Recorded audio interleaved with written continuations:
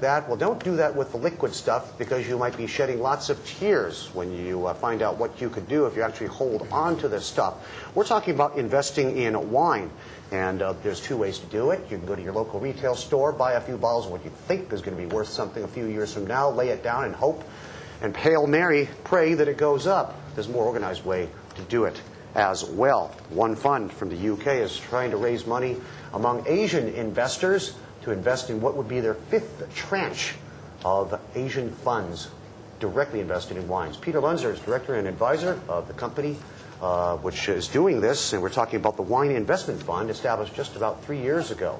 And Mr. Lunzer joins us in the studio today. Welcome to the show. Good morning. It's a little early to be talking about wine, but I guess not if we're talking about investing rather than drinking it. Very true. You've been here for about a week from the UK. How's the response been? You're trying to raise, what, 18, 20 million pounds per year? 20 million sterling. And the response has been great. The Hong Kong market, we thought, was particularly pertinent to what we're doing because people out here are so used to the concept of alternative investments. And wine has hitherto been thought of as a bit of a loose cannon. The reality is that literally yesterday I got an email saying that Bloomberg is now listing the people that we use to value stock, and they're called LIVX. So LIVX 100 is now listed on Bloomberg, showing that as an asset class, wine is maturing.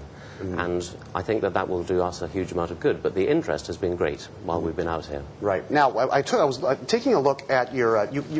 you've proven, without a doubt, that you can make money in this. And it's not just a fun hobby for well-heeled people with time to kill on their hands. This is your fifth tranche. If you go back to the earlier tranches, you've made as much as 30% or more on an annualized return basis. How have you done that? What kind of mechanics, what kind of philosophy have you taken toward this asset class? Sure. The reality in investing in wine is that there are only a certain number of wines that will perform.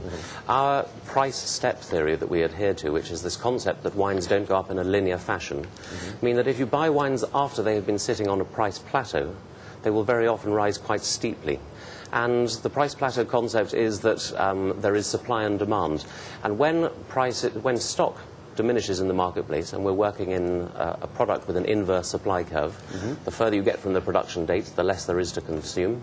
The price rises if demand is there. So we stock pick purely the finest wines that we believe are undervalued in the marketplace. And the overwhelming predominance of your wines are classic Bordeaux, maybe 5% or so from the Burgundy region. Yes. There is a high-profile fund that failed in its attempt to raise money for subscribers by only subscribing 1/3 of the money to Bordeaux. 1/3 was to the New World and 1/3 was to the rest of France and Europe. The only part of that fund that succeeded was the Bordeaux section, but the fees that they charged meant that they were unable to sustain the fund, and it was 40 million sterling and folded fairly publicly at the middle of last year. So we have always said Bordeaux Cru Classé is the only safe option, and our aim in the fund is to minimize risk. So we stick to blue chip stock, and we buy and hold for 5 years, and then reintroduce that stock to the market. Now, but isn't familiarity with Bordeaux wines, isn't that kind of the first step for new wine enthusiasts? I mean, France and wine. The reality is France makes some of the most wonderful, my God, thank the heavens type of wines in the world, but they make some of the most awful stuff that should only be used as an antiseptic as well.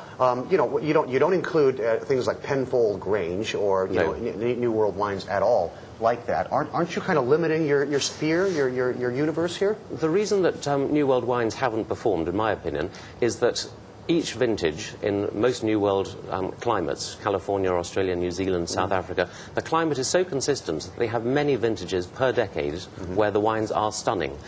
In Bordeaux, you only have 2, maybe 3 vintages a decade where the same takes place. For that reason, the New World stock is permanently being replaced by younger, equally drinkable vintages. In Bordeaux, that isn't the situation.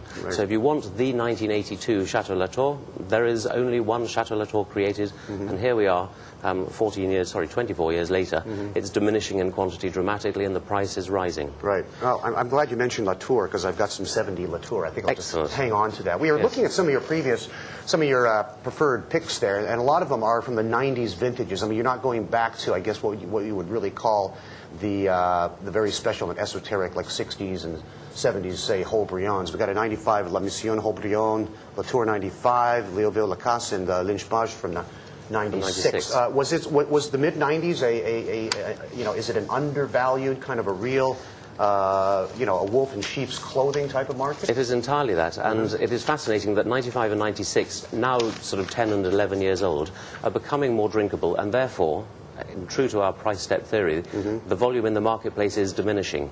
Demand is increasing because it is the wine that people want on their table at the moment.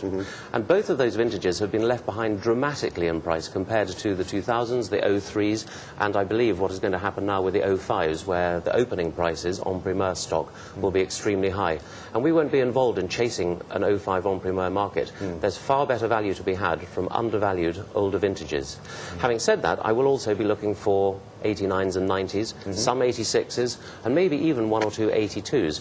And the principle is straightforwardly that if any of the wines from those vintages are available and in very short supply, then provided they're undervalued, and as stock picker I need to find the right price for those products. Peter Lunzer, Wine Investment Fund, thanks for coming in today. I see you brought a few hundred samples with you. I'd appreciate if you leave those for our testing. Certainly. Peter Lunzer, join us on the show.